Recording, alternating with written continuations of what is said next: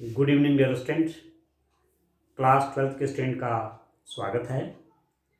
हम लोग 3 dimensional geometry आजकल इस पर काम कर रहे हैं और स्ट्रेट लाइन का क्वेश्चन हमने स्पेस में ऑलरेडी ड्राइव कर दिया है और उससे रिलेटेड कई क्वेश्चन कर दिए हैं।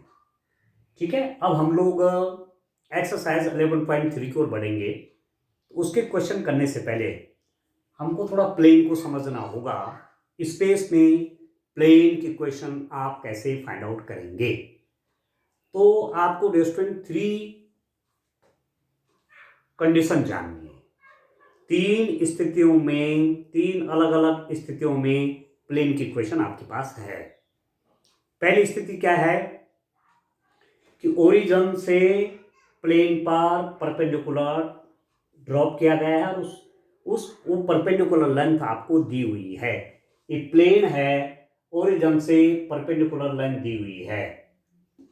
कितनी है वो डिस्टेंस? ठीक है दोस्तों, वो फॉर्म जो होगी मतलब एक ही प्लेन ऐसा होगा। आपने ओरिजिन से प्लेन पर परपेंडिकुलर डाल दिया और उसकी लेंथ भी आपको दी हुई है।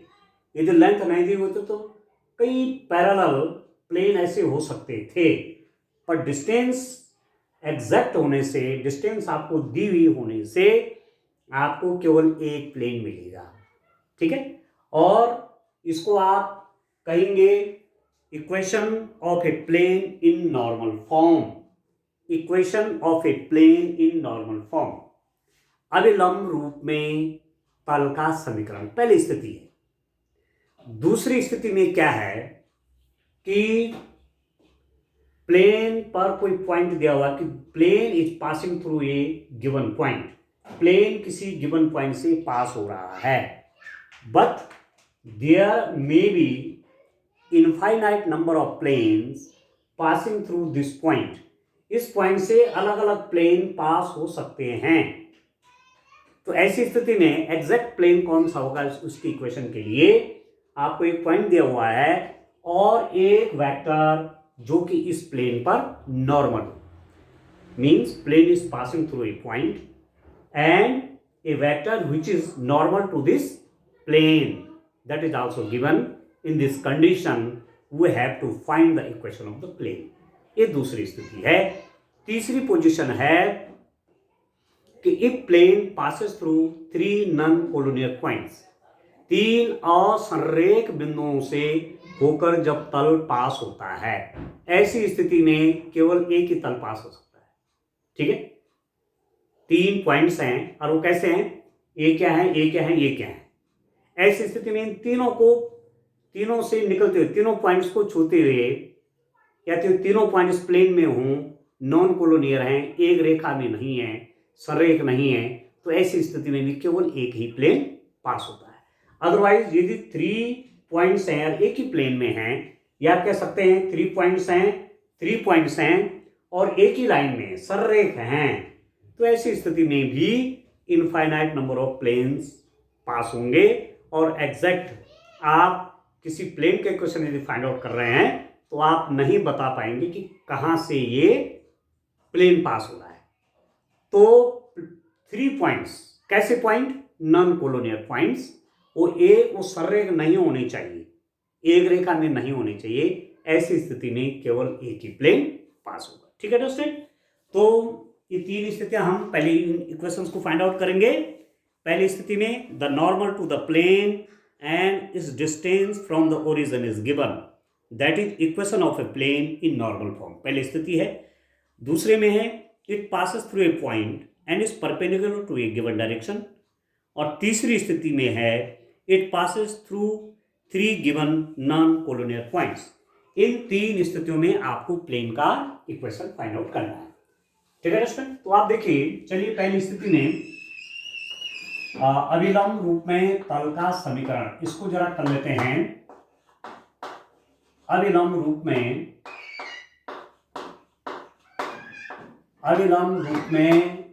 तल का समीकरण, ठीक है, equation of a plane in normal form. Equation of a plane in normal form. ठीक है स्टूडेंट, क्या है आपके पास, देखिए प्लेन में एक ड्रॉ करता हूं, स्पेस में आप प्लेन का इक्वेशन फाइंड आउट कर रहे हैं। फॉर एग्जांपल एक्स एक्सिस है, वाई एक्सिस है, जेड एक्सिस है, एक प्लेन मैं बना रहा हूं, ये कोई प्लेन है स्टूडेंट, ठीक हो गया। इस प्लेन पर ओरिजिन से एक परपेंडिकुलर आपने ड्रॉ किया हुआ है, और ये पॉइंट आपका, फॉर एग्जांपल मैं किस टाइप पर कह सकता हूं, ये मैंने कैपिटल एन पॉइंट किया, आपने ओरिजिन से इस प्लेन पर जो परपेंडिकुलर डाला, ठीक है, वो क्या है, ओ एन परपेंडिकुलर है, और इसकी जो लेंथ है, इस परपेंडिकुलर की लेंथ क्या है, डी है। ठीक है, परपेंडिकुलर की लेंथ क्या है, डी है। और मैं ये भी कह दूं कि अलोंग ओ एन की दिशा में the unit vector is let n cap. मतलब ये जो परपेंडिकुलर आपने परपेंडिकुलर ड्रॉप किया हुआ है इस प्लेन के ऊपर, उस परपेंडिकुलर की लेंथ कितनी है, स्मॉल डी है, और एन क्या है, यूनिट वेक्टर है इस डायरेक्शन में, इस नॉर्मल की डायरेक्शन में, जो कि प्लेन पर नॉर्मल है। ठीक है दोस्तों, और इस बात को मैं आपको पहले भी कह रहा था कि प्लेन की इक्वेशन फाइंड आउट करनी है, चाहे स्ट्रेट चाहे लाइन की इक्वेशन फाइंड आउट करनी है, एक वेरिएबल पॉइंट आपको लेना चाहिए, एक वेरिएबल पॉइंट लेना चाहिए जिसके कोऑर्डिनेट हैं एक्स वाई जेड। यही इसी वेरिएबल पॉइंट के मूवमेंट से ही तो प्लेन बनेगा। ठीक हो गया। अब मैं क्या कर रहा हूं, यहां आपने इसको ज्वाइन करा दिया यूं, ठीक है इसमें, और अब मैं क्या कर रहा हूं, इसको इससे मिला दे रहा हूं, देखिए यहां। अब आप देखिए ओ एन वेक्टर कितना होगा, O N vector is d n. इस बात को आपने वेक्टर, जब हम वेक्टर पढ़ रहे थे वहां आपने इस बात को जाना है कि यदि किसी डायरेक्शन में, यदि आपको किसी डायरेक्शन में यूनिट वेक्टर दिया हुआ है, और आपको 8 मैग्नीट्यूड का, 10 मैग्नीट्यूड का, 5 मैग्नीट्यूड का, 4 मैग्नीट्यूड का, किसी भी मैग्नीट्यूड का वेक्टर चाहिए, तो जितने मैग्नीट्यूड का चाहिए उसको, उससे यूनिट वेक्टर को उस डायरेक्शन में मल्टीप्लाई कर देना। यदि ईस्ट डायरेक्शन में यूनिट वेक्टर आपको मालूम है और 10 मैग्नीट्यूड का वेक्टर चाहिए, तो 10 इंटू उस डायरेक्शन में, ईस्ट की डायरेक्शन में यूनिट वेक्टर। तो सीधी सीधी बात है कि नॉर्मल के along unit vector n cap है, और इसका मैग्नीट्यूड ओ एन है जो परपेंडिकुलर ड्रॉप किया हुआ है, तो सीधी सीधी बात ओ एन वेक्टर हो जाएगा डी एन। डी तो स्केलर है, यूनिट वेक्टर। ठीक है दोस्तों। दूसरी बात कि मैं कहूं कि ओपी, जो मैंने एक पॉइंट लिया हुआ है, जो आपका वेरिएबल पॉइंट है पी, और इस पी का पोजीशन वेक्टर आप कह रहे हैं आर। ठीक है दोस्तों। तो मैं कैसे फाइंड आउट करूंगा, अब मैं इन ट्रायंगल में देखिए आप, in triangle O N P, O P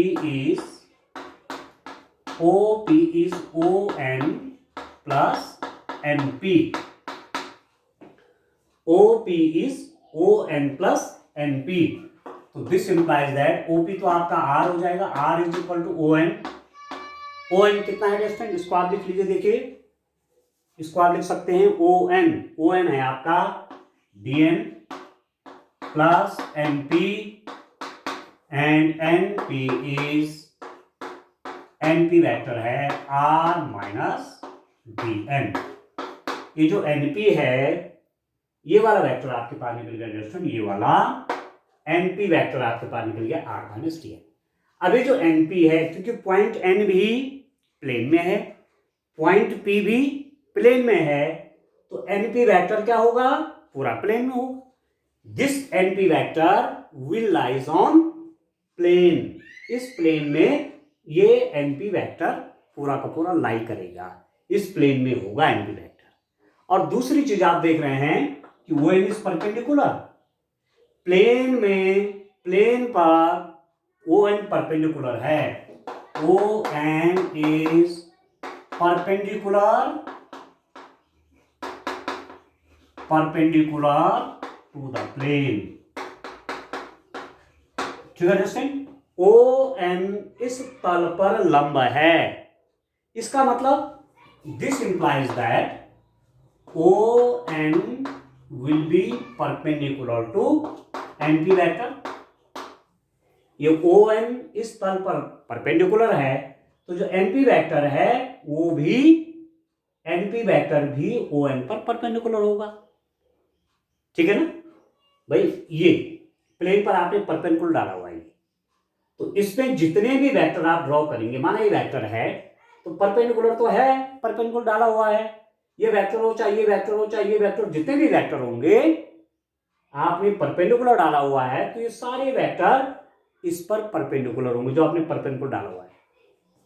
तो ओ एन परपेंडिकुलर है किस पर, प्लेन पर, तो इस एनपी वेक्टर पर भी, एनपी क्योंकि प्लेन में पड़ रहा है, इस एनपी पर भी परपेंडिकुलर होगा।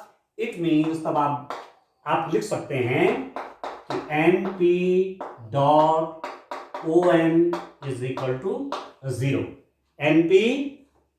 NP dot O N is equal to 0। ये दो कैसे वेक्टर हो गए, परपेंडिकुलर वेक्टर हो गए, and you already know that dot product of two perpendicular vector is equal to 0, ठीक है। तो डॉट प्रोडक्ट 0 हो गया, अंडरस्टैंड। अब आप लिख सकते हैं NP, what is NP, that is r minus dn dot O N कितना हो गया आपके पास, ओ एन वेक्टर कितना है अंडरस्टैंड, देखिए O N is dn is equal to 0। अब डॉट बना लीजिए इसका, यहां दिस इंप्लाइज दैट, ठीक है, r minus dn dot dn is equal to 0 हो गया, अंडरस्टैंड। इस d को आप यहां ट्रांसफर कर लीजिए, स्केलर है ये तो 0 हो जाएगा यहां, और n वेक्टर को यहां डॉट प्रोडक्ट ले लीजिए, minus d n cap dot n cap is equal to 0। इस डी को मैं राइट हैंड साइड में ले गया। अब कितना हो जाएगा ये, आप जानते हैं r dot unit vector n minus d is equal to 0। आप जानते हैं n cap n is equal to 1, ठीक है। यूनिट वेक्टर का डॉट प्रोडक्ट आपका 1 होता है, यूनिट वेक्टर मतलब एन का एन से, एन यूनिट वेक्टर है, स्वयं से डॉट प्रोडक्ट आपका वो यूनिटी होगी। वैसे बात देखिए एन डॉट एन वेक्टर में आपने पढ़ा है क्या हो जाएगा, magnitude of n cos of 0, n का एन से एंगल 0 हो जाएगा तो cos 0 1, ये भी 1, तो ultimately this is equal to 1, तो ये तो आ गया 1, तो r dot n minus d equal to 0, तो आप लिख देंगे r dot unit vector n is equal to 0। ये जो आपके पास इक्वेशन है अंडरस्टैंड, ये किस टाइप की इक्वेशन है, ये वेक्टर इक्वेशन है, vector equation of the plane where this d is the length of perpendicular drawn from origin to the plane and n is the unit vector along the direction of this normal, ठीक है। मतलब ये d क्या है, origin से plane पर डाले गए लंब की लंबाई है, और n कैप क्या है, उस लंब की लंबाई की दिशा में यूनिट वेक्टर है, तो r dot unit vector n is equal to d। ये वेक्टर फॉर्म हो गया प्लेन का, ठीक है दोस्तों। तो ये आप ध्यान रखिए। अब आपको थोड़ा फॉर्मूले भी ध्यान रखने पड़ेंगे, फॉर्मूले जितने आप तैयार रखेंगे आगे जाकर के क्वेश्चन करने में आपको आसानी, ठीक है दोस्तों। तो इस फॉर्म को क्या बोलते हैं, normal form of the plane, और ये वेक्टर इक्वेशन है। ये कैसी इक्वेशन निकल गई, इसका नाम है vector equation, vector equation of the plane. हम यहां पर वेक्टर इक्वेशन भी ड्रॉ करेंगे और कार्टेशियन इक्वेशन भी ड्रॉ करेंगे। तो या तो जैसे हमने उधर लाइन के केस में भी, या तो आपको वेक्टर फॉर्म पूछी गई थी लाइन की, या उसकी कार्टेशियन फॉर्म पूछी गई थी, कार्टेशियन मीन XYZ में। और वेक्टर फॉर्म में वेक्टर के फॉर्म में, तो ये वेक्टर के फॉर्म में होगा प्लेन का इक्वेशन। कैसा है? प्लेन इन नॉर्मल फॉर्म में है, अविलोम रूप में तल का समीकरण है। किस रूप में? वेक्टर फॉर्म में। अब आप इसको उसमें बदलना चाहते हैं, कार्टेशियन फॉर्म में बदलना चाहेंगे, तो आप क्या करेंगे दोस्तों? अब देखिए ये आपका यूनिट वेक्टर एन है। यूनिट वेक्टर एन को लिख सकते हैं आप l i plus m j plus n k. ये आप जानते हैं कि एल एम एन क्या है? एल एम एन ये है direction cosines. L M n direction cosines हैं किसी यूनिट वेक्टर के, तो उस वेक्टर को आप कैसे दिखाते हैं? This n vector have the direction cosines as l M n, then the vector n is given as l i plus m j plus n. इस वेक्टर के direction cosines l M n है, तो unit vector N क्या हो जाएगा? इस रूप में दिया जाएगा। ठीक है। और आप ये भी जानते हैं कि R is the position vector of this point P।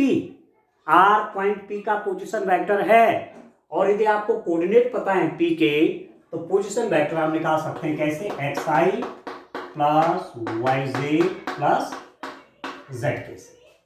ठीक है दोस्तों। तो आपके पास वेक्टर इक्वेशन आपके पास क्या है?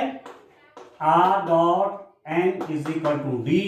R मेरे पास है xi plus yj plus zk dot unit vector n है आपके पास कितना? li plus mj plus nk बराबर कितना होगा दोस्तों? d। तो दिस इंप्लाइज दैट आपने r की वैल्यू रख दी, आपने यूनिट वेक्टर n की वैल्यू रख दी, that is equal to d। अब करिए dot product i dot i1, ये हो जाएगा lx plus i dot j 0, i dot k 0, j dot i 0, j dot j 1, तो आपके पास हो जाएगा my plus k dot i 0, k dot j 0, k dot k आपका 1, तो nz बराबर d। ये आपका प्लेन का इक्वेशन हो गया। किस फॉर्म में है? कार्टेशियन फॉर्म में है दोस्तों। कार्टेशियन फॉर्म, कार्तीय रूप में तल का समीकरण। तो आपको ध्यान रखना है कि x y z इनके आप कह सकते हैं ये प्लेन का इक्वेशन है, और एल एम एन क्या है? प्लेन पर जो नॉर्मल है, प्लेन पर जो परपेंडिकुलर है, उसके डायरेक्शन कोसाइंस हैं। तो आप समझ सकते हैं कि l square plus N square plus N square is equal to 1। यदि प्लेन का इक्वेशन इस रूप में है कि आपने देखा l square plus N square plus N square is equal to 1 है, तो आप समझ जाएंगे कि ये क्या है? एल एम एन, ये डायरेक्शन कोसाइंस हैं उस नॉर्मल के जो कि प्लेन पर डाला गया है। तो आप डायरेक्ट कह सकते हैं ये जो d मिलेगा ये आपका ओरिजिन से प्लेन पर परपेंडिकुलर की लेंथ है। ठीक है दोस्तों। तो ये आपको ध्यान रखना है, क्योंकि आगे जब हम क्वेश्चन करेंगे तो आपको इस फॉर्म में भी यदि आपसे ये क्वेश्चन पूछा जाता है कि find the value of the length of the perpendicular from origin to the plane, तो तब आपको प्लेन के इक्वेशन को पहले नॉर्मल फॉर्म में बदलना पड़ेगा, तब जाकर के वो लेंथ निकलेगी। जब आप क्वेश्चन करेंगे तो बहुत क्लियर हो जाएगा। तो देखिए वेक्टर फॉर्म में मैं एक इक्वेशन और आपको लिखता हूं। देखिए डिस्टेंट, यदि मेरे पास इस रूप में वेक्टर फॉर्म में एक प्लेन की इक्वेशन है, आप देखिए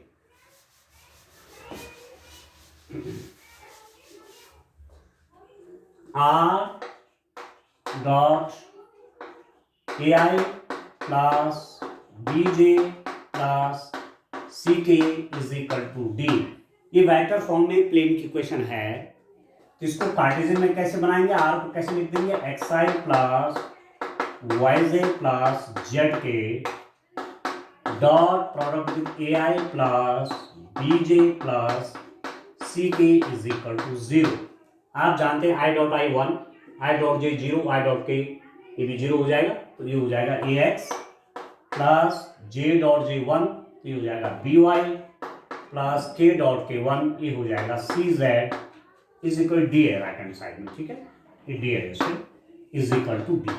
तो ये प्लेन की इक्वेशन किस फॉर्म में है, कार्टेशियन फॉर्म में है, जहां ए बी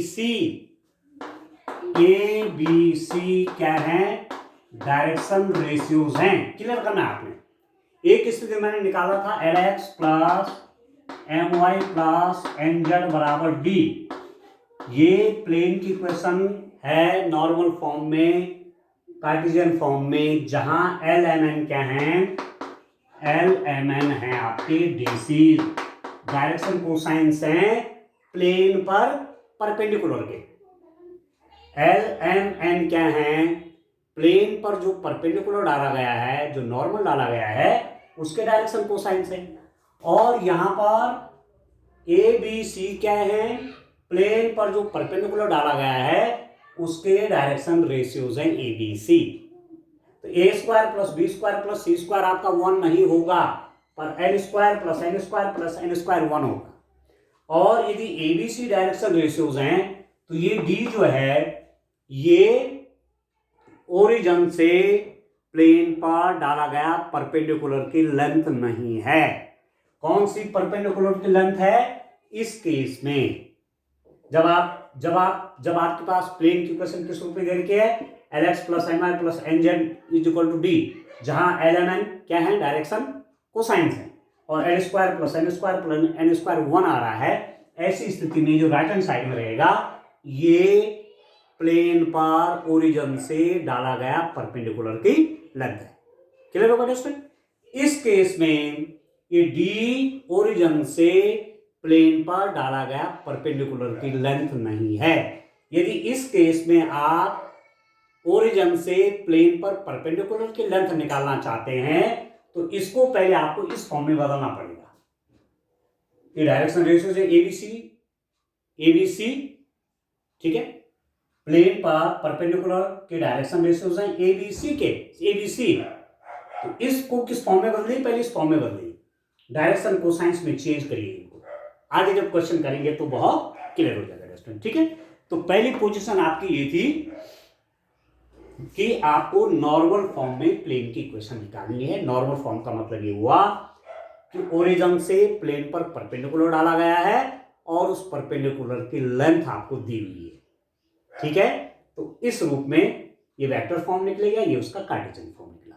ये फॉर्म कैसा है, ये प्लेन का इक्वेशन कार्टेशियन फॉर्म में है, जहां ए बी सी प्लेन पर जो नॉर्मल डाला गया उसके डायरेक्शन रेशियोज है। ये आपको क्लियर रखना है, ठीक है दोस्तों। चलिए अब आगे चलता हूं मैं, नेक्स्ट केस की ओर चलते हैं स्टूडेंट। पहले आप ठीक से समझ लीजिए, फॉर्मूले डिराइव करना जब आपको ठीक से आ जाएंगे तब जाकर के स्टूडेंट आपको दिक्कत नहीं आएगी क्वेश्चन करने, ठीक हो रहा है। तो देखिए नेक्स्ट केस लेता हूं। पहला केस तो मैंने नॉर्मल फॉर्म का केस है मेरे पास। पहले केस में हमने क्या किया है कि आपको ओरिजिन से प्लेन पर परपेंडिकुलर की लेंथ दी हुई है, ठीक है, ओरिजिन से प्लेन पर डाले गए परपेंडिकुलर की लेंथ दी हुई है। उस फॉर्म में, उसको नॉर्मल फॉर्म कहते हैं। आपने प्लेन की इक्वेशन निकाली। दूसरी फॉर्म जो मेरे पास आएगी, मैं आपसे कह रहा था, तो दूसरे केस में हमारे पास क्या होगा, equation of a plane perpendicular to a given vector and passing through a given point. एक दिए सदिश के अनुलंब तथा दिए बिंदु से होकर जाने वाले समतल का समीकरण इस रूप में आपको निकालना है।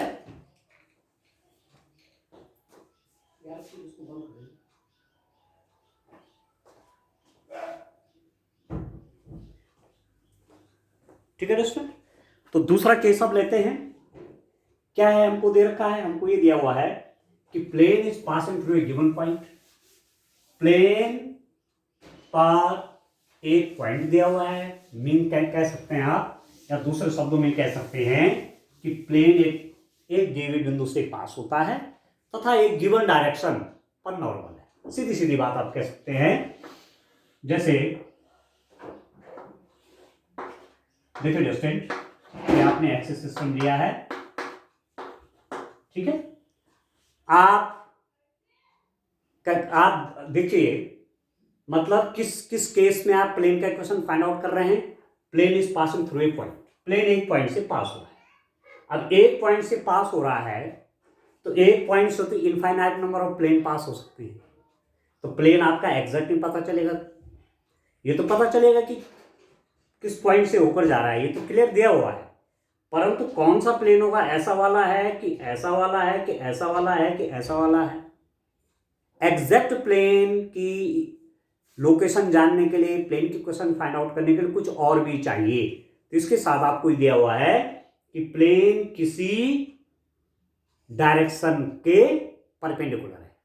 तो जब डायरेक्शन के परपेंडिकुलर किसी पॉइंट से होकर जा रहा है तब आपको एक ही प्लेन मिलेगा, आपको एग्जैक्ट पता चल जाएगा कि ये प्लेन है।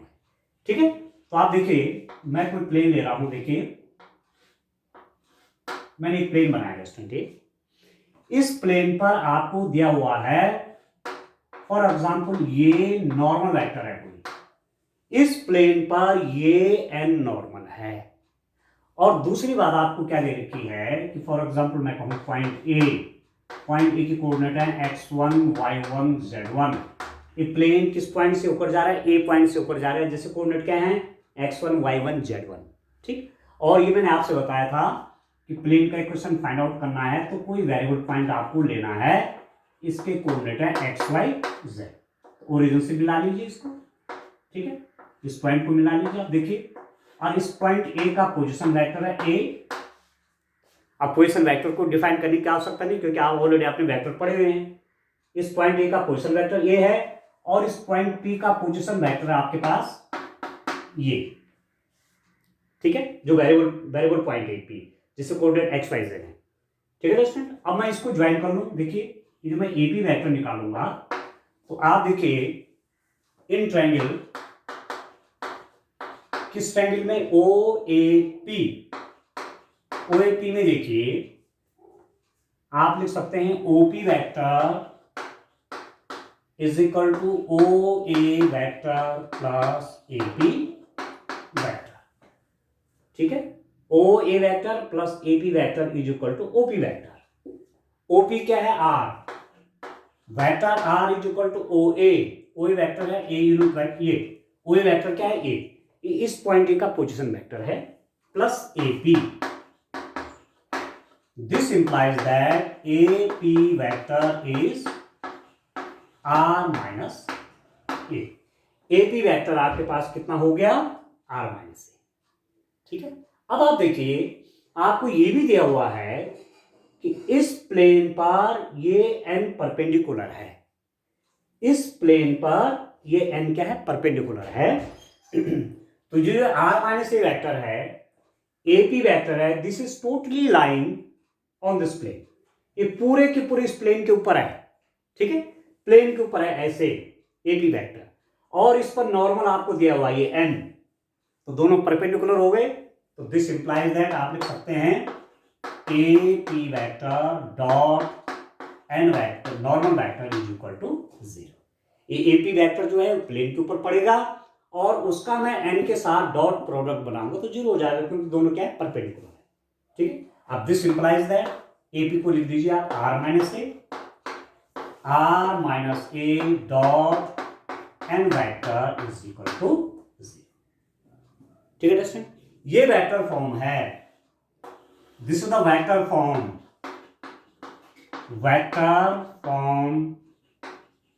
किसकी?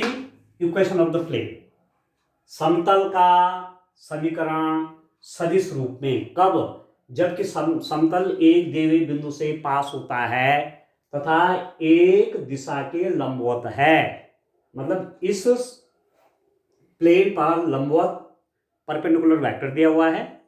ठीक है दोस्तों, और ये दिया हुआ है कि प्लेन किसी पर्टिकुलर पॉइंट से होकर जाता है। ठीक है, तो ये आपके पास इक्वेशन होगी R minus A dot N is equal to 0। ठीक हो गया। अब आप देखो दोस्तों, किसी टाइम पर यदि मैं ये करूं, आर को आप जानते हैं, आर आपके पास क्या है?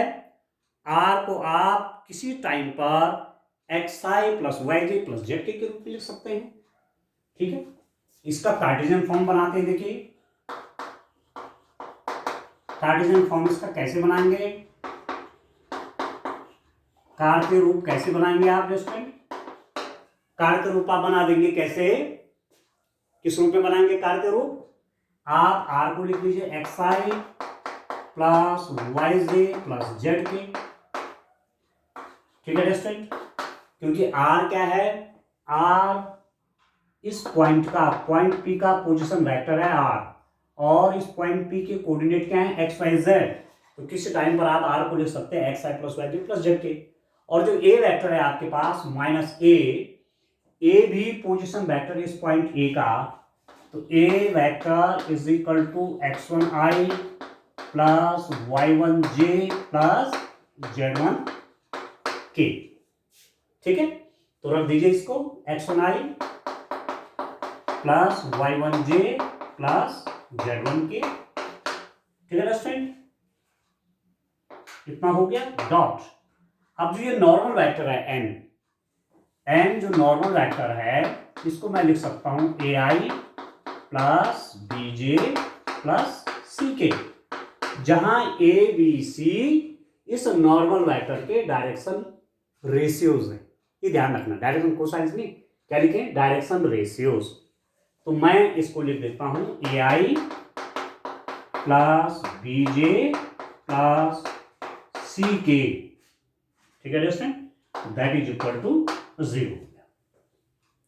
ठीक हो रहा है? अब आप देखिए इसके आगे कैसे मैं इसको सॉल्व करूंगा। आगे देखिए, इसको आप डॉट प्रोडक्ट बना लीजिए। ठीक हो रहा है? आप x minus x1 i plus y minus y1 j plus z minus z1 k, x minus x1 i y minus y1 j plus z minus z1 k dot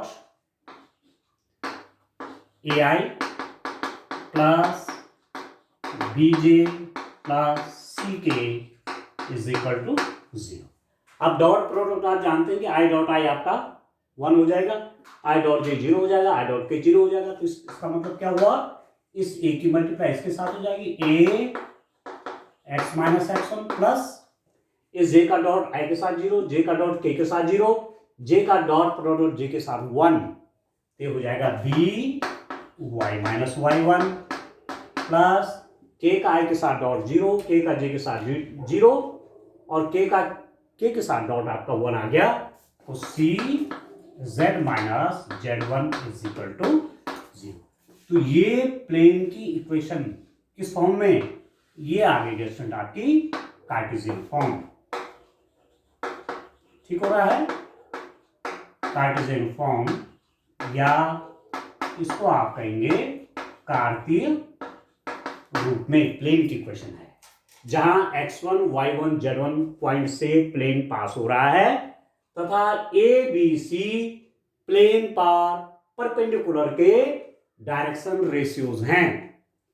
A B C are the direction ratios of the perpendicular which is normal to the plane. इस plane पर normal जो है उसके direction ratios है A B C, and x1 y1 z1 is the point through which the plane is passing। तो एक form, दोनों रूप में आपने याद रखना है। ये तो आपका कार्टेशियन फॉर्म है, और दूसरा मैंने क्या लिखा था? r minus A dot in vector, sorry r minus A dot N vector is equal to 0। ये कौन सी फॉर्म थी? ये वेक्टर फॉर्म थी प्लेन। ठीक है, तो ये दो फॉर्म आपको आज क्लियर हो जानी चाहिए। तब आगे मैं जब नेक्स्ट टॉपिक लूंगा उसमें प्लेन आपके 3 पॉइंट से ऊपर पास हो रहे हैं। ठीक है दोस्तों, तो इनको एक डेरिवेशन आप करिए। डेरिवेशन करने से आपको एक फायदा होगा कि एग्जैक्ट आपका जब आप क्वेश्चन करेंगे तो उसका फिगर दिमाग के अंदर बैठ जाएगा कि मुझे कैसे किस ढंग से क्वेश्चन करना है। तो इसलिए डेरिवेशन भी इन फॉर्मूलों के आप जरूर करिए। ठीक है, आज के लिए इतना काफी है। Thank you.